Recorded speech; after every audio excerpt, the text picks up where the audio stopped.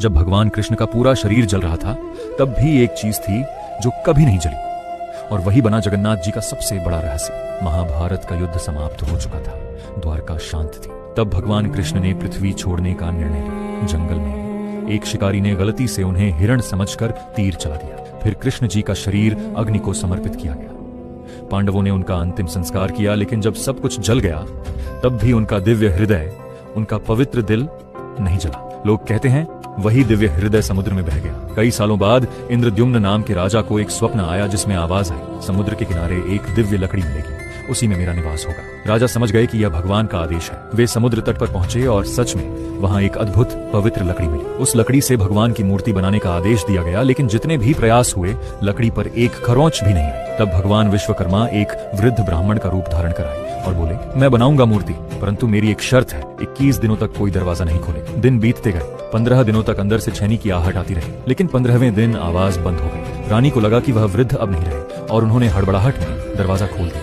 21 दिन पूरे होने से पहले ही दरवाजा खुल गया था और देखा वह वृद्ध गायब थे। सामने थी अधूरी सी लकड़ी, लेकिन दिव्य तेज से भरी मूर्तियां, बड़ी आंखें, अधूरे हाथ, अनोखा रूप। राजा बहुत दुखी हुए और रोने लगे। तब आसमान से आवाज आई, यही मेरा असली स्वरूप है और अब से मैं इसी रूप में पूजा जाऊंगा। और तब से भगवान जगन्नाथ इसी रूप में पूजे जाते।